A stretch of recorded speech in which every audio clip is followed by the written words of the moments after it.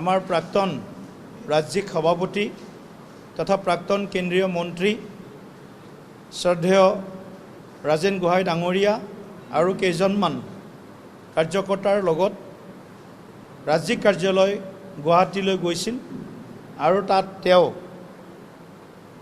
এখন পদত্যাগ পত্ৰ দলৰ সভাপতি হিচাপে আমালৈ প্ৰেৰণ কৰিছে। আমি বিগত সময়ত গোহাঁই ডাঙৰীয়াৰ লগত কেইবালানিও আলোচনাত মিলিত হৈছোঁ আৰু তেখেতে দলৰ হকে কাম কৰি যাব বুলি আমাক কথাও দিছিল। কিন্তু আজি কি পৰিস্থিতিত কিয় তেখেত দল ত্যাগ কৰিলে সেই সন্দৰ্ভত আমি আচৰিত হৈছোঁ যে যিগৰাকী ব্যক্তিৰ লগত আজি কিছুদিন আগতেও মই বাৰ্তালাপ কৰিছিলোঁ, তেখেতে কৈছিল যে আমি দলত আছোঁ আৰু দলত থাকি দলৰ হৈ কাম কৰি যাম। কিন্তু আজিৰ এই ঘটনাটো আমাৰ দলৰ বাবে দুৰ্ভাগ্যজনক। মাননীয় ৰাজেন গোহাঁই ডাঙৰীয়াক যোৱা 3টা দশক ভাৰতীয় জনতা পাৰ্টিৰ কাৰ্যকৰ্তা হিচাপে 4বাৰকৈ সাংসদ হিচাপে তেখেতক টিকট প্ৰদান কৰিছিল, তেখেত জয়লাভ কৰিছিল।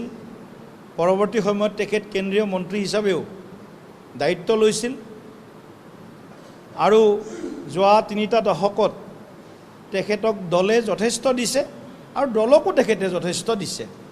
গতিকে আমি গোহাঁই ডাঙৰীয়াৰ ভাৰতীয় জনতা পাৰ্টিৰ যি পদত্যাগ, সেই পদত্যাগত আমি তেখেতৰ লগত কথা পতাৰ তেনেকুৱা বহুত সুযোগ নাছিল।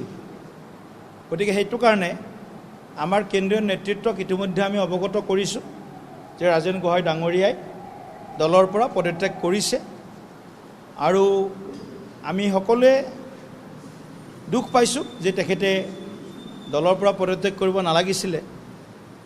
কিন্তু তেখেতৰ সিদ্ধান্ত যিটো সেইটো বহু সময় আগৰ পৰাই তেখেতে ব্যক্ত কৰি আছিলে। তথাপিও আমি বিশ্বাস ৰাখিছিলোঁ যে তেখেতে দলটোৰ লগত যিহেতু ইমান বছৰ জড়িত হৈ আছে, 3টা দশক জড়িত হৈ আছে, গতিকে তেখেতে তেখেতৰ সিদ্ধান্ত সলনি কৰিব। কিন্তু তেখেতে সিদ্ধান্ত সলনি নকৰিলে। কেইবাবাৰো মোক কৈছে যে দলত থাকি কাম কৰিম, আমাৰ কথাখিনি কৈ যাম, কিন্তু পদত্যাগ কৰিম বুলি এবাৰো কোৱা নাই। আজি মাত্ৰ আমি প্ৰথম চিঠিখন পোৱাৰ পিছত আমি তেওঁ পদত্যাগ কৰা খবৰটো পাইছোঁ। গতিকে আমি ৰাজেন গোহাঁই ডাঙৰীয়াৰ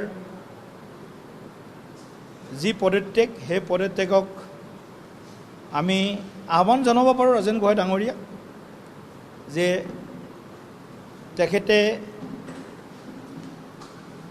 মা ভাৰতীৰ হৈ, আই অসমীৰ হৈ সেৱা কৰাৰ কথা কৈছে।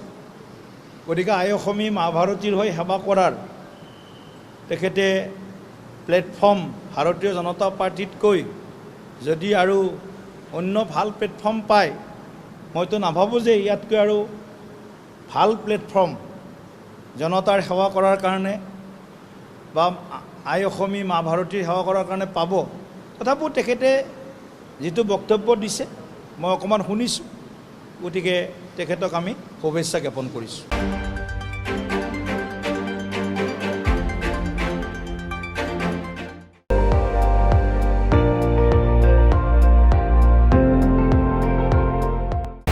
আপুনি চাই আছে ND24, সৰ্বশ্ৰেষ্ঠ নহয় সৰ্বোত্তমৰ দৌৰ।